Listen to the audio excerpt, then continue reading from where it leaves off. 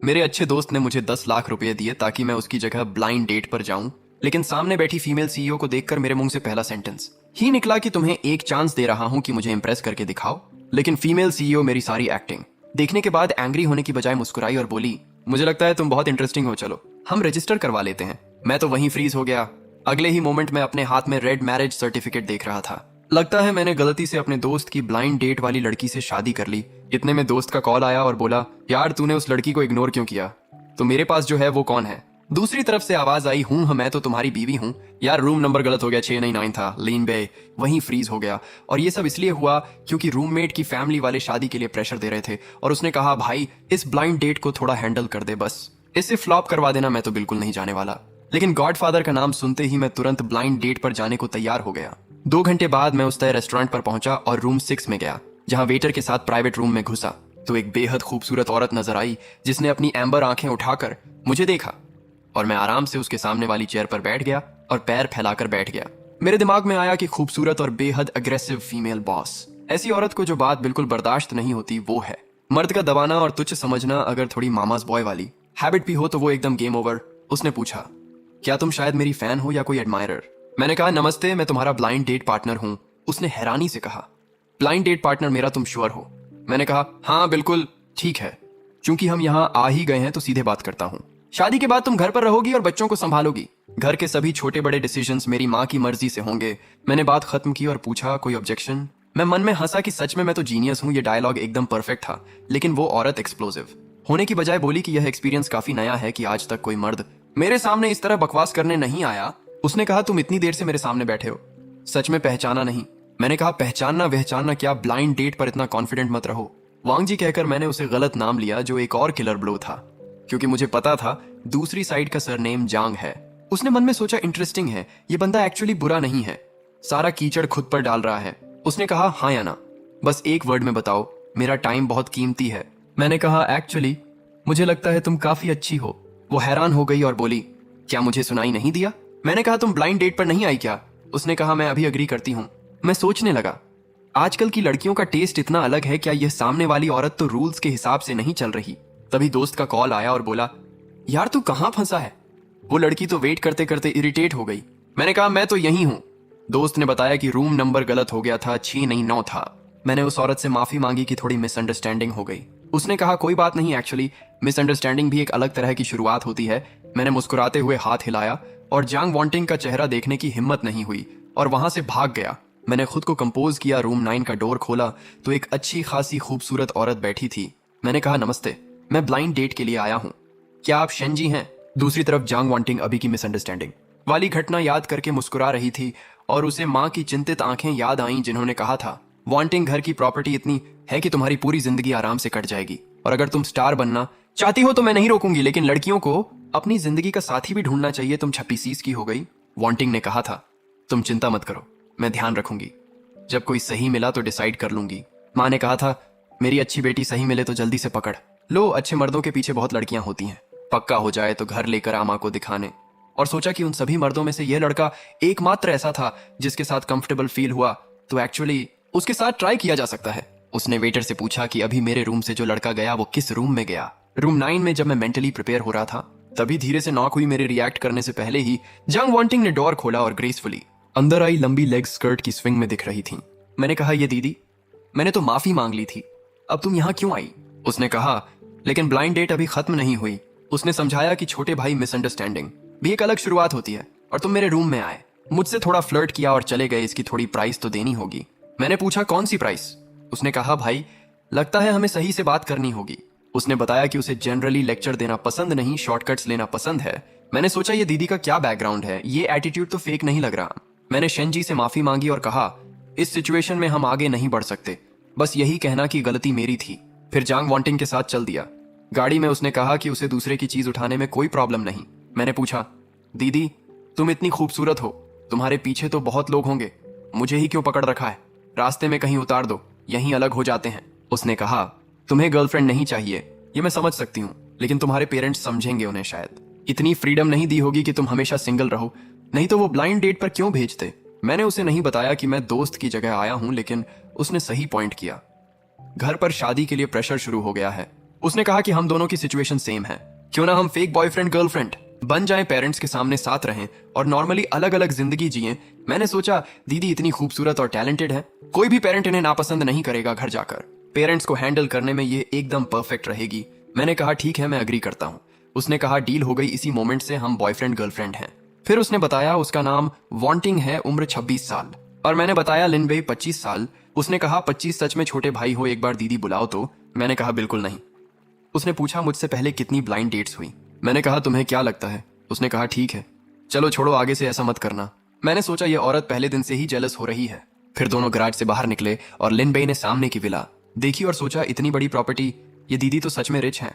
मैंने पूछा रुको रुको, मुझे यहाँ क्यों लाई, पेरेंट्स से मिलवाने तो नहीं? उसने कहा क्या सोच रहे हो, तुम्हें रास्ता दिखाने लाई हूं ताकि आगे मिशन पर आने में दिक्कत ना हो। उसने पूछा भाई अंदर क्यों नहीं जा रहे, डर है कि घर में कोई है? मैंने कहा बस करो दीदी, खुद ब्रेन मत बनाओ, क्या डर है? फिर बैठकर स्टोरी स्ट्रेट की। उसने बताया कि वो एक छोटी सी स्टार हैं जिसकी ब्यूटी पिछले जमाने की टॉप एक्ट्रेसेस से भी ज्यादा थी। मैंने पूछा लेकिन छोटी स्टार को बॉडीगार्ड्स के साथ निकलना, ये छोटी स्टार कितनी छोटी है? मैंने तो सुना नहीं। उसने कहा भाई तुमने मुझे रिकॉग्नाइज नहीं किया, नई आई क्वीन ऑफ म्यूजिक को नहीं जानना नॉर्मल है। फिर बोली एक्चुअली मैं एक छोटी कंपनी की सीईओ भी हूं। मैंने कहा छोटी सीईओ दीदी, आगे से तुम मुझे कवर करना। काफी बातचीत के बाद हम दोनों एक दूसरे को थोड़ा जान गए और कांटेक्ट एक्सचेंज कर लिया। मैंने कहा दीदी काफी देर हो गई, मैं अब चलता हूं। उसने कहा अभी जा रहे हो? अभी तो बैठे भी नहीं हो। मैंने कहा दीदी माँ ने खाने के लिए बुलाया है, सच में जाना है। उसने कहा ठीक है दीदी, कार में छोड़ती है। मैंने कहा जरूरत नहीं। उसने मन में सोचा आखिरकार एक ऐसा मर्द मिला जो अनोइंग नहीं लगता। अब जाने का वक्त है, छोड़ना नहीं चाहती। शाम हुई, वांटिंग अकेले विला में खाना खा रही थी। माँ का कॉल आया, उन्होंने पूछा वांटिंग खाना खाया? उसने कहा माँ अभी खा रही हूँ। माँ ने कहा हाय कब घर आओगी, माँ के साथ थोड़ा टाइम बिताओ। वांटिंग ने बताया कि तुम्हें पता है मेरे बहुत शोज हैं, अभी हेल्थ भी ठीक नहीं थी। फिर बोली माँ एक बात बतानी थी, कुछ नहीं खास, बस बॉयफ्रेंड मिल गया। माँ ने पूछा उसका नाम क्या है, उम्र कितनी है, क्या करता है? वांटिंग ने बताया उसका नाम लिनबे है, 25 साल का है, एक छोटी कंपनी चलाता है, शक्ल मेरे हिसाब से काफी अच्छी है। माँ ने कहा अच्छा अच्छा, किसी दिन घर लेकर आ, माँ को मिलवा। रात में जांग वांटिंग बड़े बेड पर लेटी फोन से खेल रही थी। लिनबे की स्टिल प्रोफाइल पिक्चर को देखकर उसकी आंखों में चालाकी आई और उसने सोचा पहले दिन से ही कोल्ड ट्रीटमेंट दे रहे हो, देखती हूँ कब तक रहता है जब तक खुद माफी नहीं मांगोगे। उसने मैसेज किया बुरे भाई दीदी सुंदर लग रही है। लिनबे ने रिप्लाई किया अरे यार दीदी ये तो रूल्स के बाहर है। उसने कहा ठीक है, तुम्हें तंग करना बंद, काम आ गया। माँ को पता चल गया कि मेरा बॉयफ्रेंड है। अभी वीडियो कॉल पे चेक कर रही थी, अपना फ्यूचर सन इन लॉ देखना चाहती है। लिनबे ने कहा पेरेंट्स से मिलना दीदी, हम तो पहले दिन से हैं। वो हंसी और बोली जल्दी क्या है, वीडियो कॉल है, फिजिकली नहीं मिलना, कल शाम 5 बजे मेरे घर आ जाओ, वीडियो कॉल करेंगे, आंटी को दिखाएंगे। लिनबे ने कहा टेंशन मत लो, उस वक्त सीधे माँ बुलाऊंगा। माँ वर्ड देखकर जांग वांटिंग के गाल इंस्टेंटली लाल हो गए और फ्रस्ट्रेटेड होकर रिप्लाई किया किसने कहा ज्यादा खुश मत हो, रात को मिलना, लेट मत आना। अगले दिन दोपहर में लिनबे ने जांग वांटिंग का डोरबेल बजाया। वो आई और उसने मन में सोचा ये तो और हैंडसम हो गया। उसने कहा लिनबे भाई तुम लेट आए। मैंने कहा दीदी तुमने खुद कहा था कैजुअल रहो, अब फिर कह रही हो लेट हुए, ये तो मुश्किल है। उसने कहा लगता है मैंने तुमसे रिक्वेस्ट की थी, दूसरे होते तो भाग कर आते। दोनों बैठ गए। जांग वांटिंग ने जेके पहना हुआ था और बेहद अट्रैक्टिव लग रही थी। लिनबे ने घूंट भरी और फोर्सफुली टॉपिक बदला और पूछा हम आंटी कब कॉल करेंगी? उसने कहा 7 बजे वीडियो कॉल। अचानक उसके पेट से आवाज आई। उसने कहा क्या देख रहे हो, भूख लगी है तो क्या हो गया? लिनबे ने कहा नॉर्मल है, बस सोचा नहीं था फीमेल गॉडेस को भी भूख लगती है। उसने कहा फीमेल गॉडेस को भी डाइट मेंटेन करनी है, भूख तो लगेगी ना, रुको फूड ऑर्डर करती हूँ।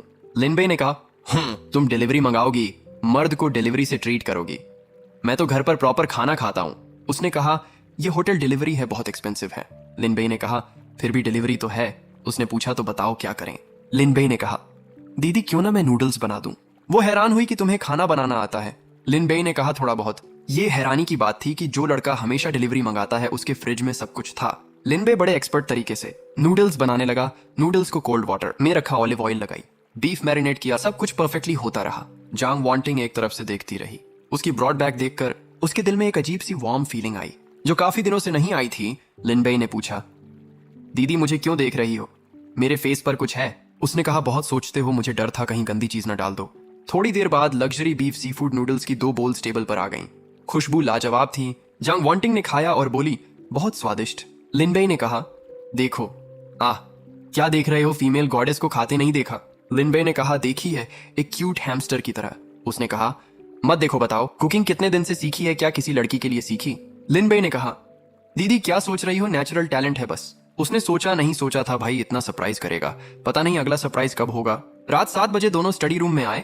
लिनबे ने कहा, थोड़ी देर में माँ से वीडियो कॉल होगी, जो तय हुआ उसके हिसाब से आना। कॉल आई तो माँ ने पूछा, वांटिंग खाना खाया? वांटिंग ने कहा, खा लिया, आज लिनबे ने नूडल्स बनाए, सब खा गई। माँ ने कहा, लिनबे बच्चे को कुकिंग भी आती है, बहुत अच्छा। लिनबे कहाँ है, जल्दी दिखाओ। लिनबे ने कहा, आंटी नमस्ते, मैं लिनबे हूँ। माँ ने कहा, बेटा इतना हैंडसम है। नमस्ते शौबे, मैं वांटिंग की माँ हूँ, तुम मुझे जांग आंटी कह सकते हो। लिनबे ने कहा, जांग आंटी नमस्ते। माँ ने पूछा, शौबे तुम्हें वांटिंग कैसी लगती है? लिनबे ने कहा, मुझे वांटिंग बहुत अच्छी लगती है, बहुत खूबसूरत है, पर्सनालिटी भी जेंटल है। जंग जुलान ने लिनबे से काफी और सवाल पूछे और लिनबे ने सब जवाब दिए। माँ ने कहा, ठीक है, तुम दोनों एंजॉय करो, बाय बाय। कॉल के दौरान वांटिंग ने लिनबे का हाथ पकड़ा था। लिनबे ने कहा, अब हाथ छोड़ोगी? उसने कहा, किसने पकड़ा? वांटिंग ड्रामा के लिए पकड़ा था। लिनबे ने कहा, चलो चलो घर जाता हूँ, 9 बज गए। उसने कहा, अभी जा रहे हो, थोड़ा बैठो। लिनबे ने कहा, नहीं बैठूंगा, जाता हूँ। जाते जाते वांटिंग ने रोका और थैंक्स कहा। लिनबे ने कहा, हाय, इसमें थैंक्स की क्या बात, अगली बार तुम्हारी टर्न आएगी, उस वक्त अच्छे से परफॉर्म करना। वो हंसकर बोली, उस वक्त पता नहीं, शायद तुम्हारी बुराई ही कर दूं। फिर वांटिंग के असिस्टेंट ने बताया कि फैन हुआ फिल्म्स ने अचानक उनके साथ सारा कोलैबोरेशन रोक दिया है। मिस ने पूछा, पहले तो डील हो गई थी ना, वो अचानक क्यों पलट गए? असिस्टेंट ने बताया कि उनसे पूछा तो इधर उधर की बातें करते रहे, कोई क्लियर रीजन नहीं दिया, हमें फैन हुआ फिल्म्स जाना होगा। फैन हुआ फिल्म्स में पहुंचकर वांटिंग ने कहा, यह तो एक तरफा कॉन्ट्रैक्ट ब्रीच है, बहुत ज्यादती है। उन्होंने कहा, जांग वांटिंग जी, हम सोचते हैं तुम्हारी प्रोफेशनल स्किल्स काफी नहीं है, इसलिए कोलैबोरेशन खत्म। असिस्टेंट ने कहा, बकवास है, हमारी वांटिंग की प्रोफेशनल स्किल्स कमजोर हैं, तो फिर किसकी हैं? तभी वहां ली शाओ ने खुद रिवील किया कि यह सब उसकी प्लानिंग थी। वो जांग वांटिंग की ब्यूटी और टैलेंट से जेलस थी। 10 साल में जो मिला जांग वांटिंग ने 3 साल में पा लिया और अवार्ड्स में भी उससे आगे निकल गई। इसलिए उसने महंगे दाम पर जांग वांटिंग और फैन हुआ फिल्म्स का कोलैबोरेशन खरीद लिया, रिसोर्सेज के बिना। एक क्वीन ऑफ म्यूजिक और बैंड होने में कोई फर्क नहीं। वांटिंग ने कहा, ठीक है चलते हैं। उन्होंने कहा, इस पर एक्शन लेंगे। एंटरटेनमेंट इंडस्ट्री में 3 बड़े मीडिया जायंट्स थे, छंगशेंग मीडिया, फनहुआ फिल्म्स और रोंगशेंग फिल्म्स, जिनमें छंगशेंग सबसे बड़ा था। असिस्टेंट ने कहा, जब हमारी रेपुटेशन बड़ी होगी तो रोंगशेंग से कांटेक्ट करेंगे। इसी दौरान लिनबे को छंगशेंग ग्रुप से कॉल आई कि वो एक मीटिंग में आए। लिनबे घर पहुंचा तो वांटिंग ने कहा, लिनबे भाई आज इतने फॉर्मल कपड़े? लिनबे ने कहा, आज मीटिंग थी। वांटिंग ने कहा, लिनबे भाई बताऊंगी, लेकिन प्रॉमिस करो गुस्सा नहीं होगे। लिनबे ने कहा, बताओ, मैं नाराज नहीं होऊंगा। वांटिंग ने कहा, एक्चुअली मैंने तुम्हें इसलिए बुलाया, खाना खाना था। लिनबे ने कहा, क्या यार, सिर्फ इसके लिए बुलाया? लिनबे ने खाना बनाना शुरू किया, तभी बाहर बारिश आ गई। वांटिंग ने कहा, बारिश तो आ गई। लिनबे ने कहा, बारिश में घर जाना मुश्किल होगा। वांटिंग ने कहा, कोई बात नहीं, बारिश थोड़ी कम हो तो चले जाना।